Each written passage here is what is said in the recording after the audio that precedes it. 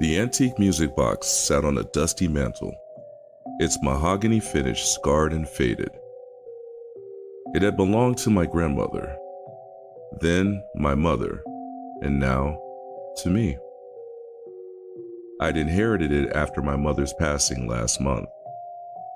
A tiny porcelain ballerina with a chipped face pirouetted inside, forever trapped in a single tiny melody.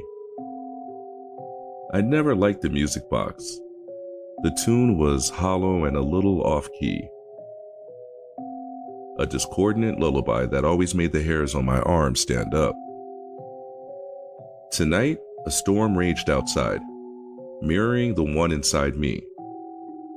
The anniversary of my mother's death was a raw wound, and the silence in the cold house was suffocating. I needed a distraction, something to fill the void. I picked up the music box, a strange compulsion guiding my hand. The small brass key on its back was cold against my fingers.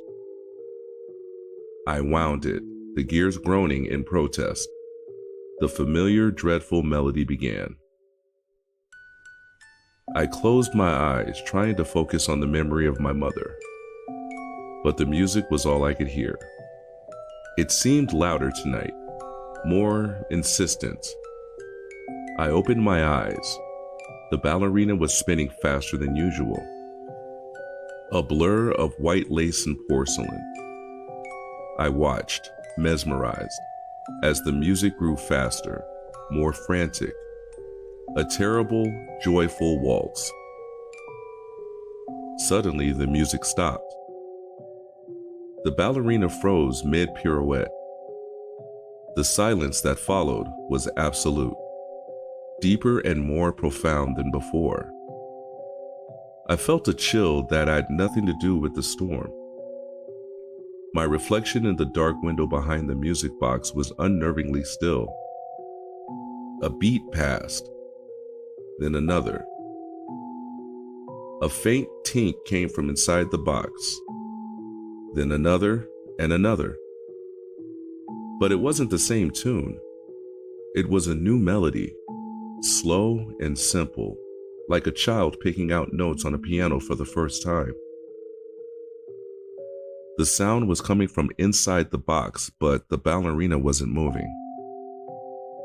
My breath hitched. I leaned closer, straining to hear. The new tune was familiar, a simple nursery rhyme from my childhood. The melody was perfect, each note clear and precise. My reflection in the window behind the box shifted. My head was tilted to the side, a slow, unnatural movement. A smile, wide and unsettling, was on my face. But it wasn't my smile. My own face was contorted in a mask of fear. The music stopped again. My reflection in the window lowered its head. And then the figure in the glass raised its hand, a slow, deliberate motion. It touched its fingers to the glass, and I felt faint pressure on my forehead. My reflection was copying me, but with a terrifying life of its own. A new sound began.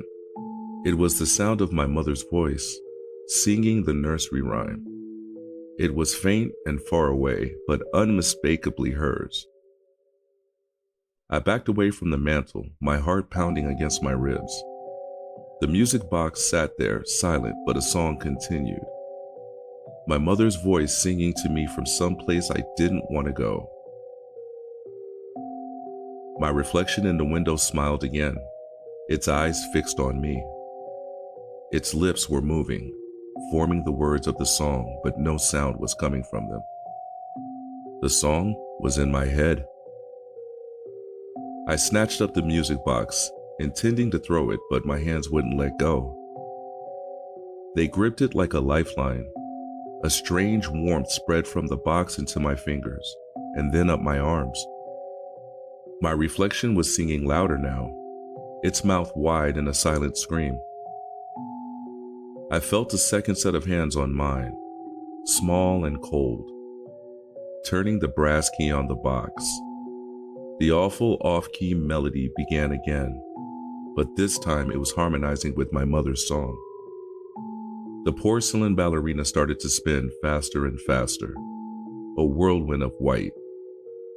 My reflection was a distorted blur, its face a smear of terror and triumph. I felt myself begin to sing along, my voice not my own, a perfect, terrifying echo of my mother's. I couldn't stop. The music box was warm now, throbbing with a life of its own. The last thing I saw was the porcelain ballerina's face, no longer chipped, but whole and perfect, looking up at me with my own eyes.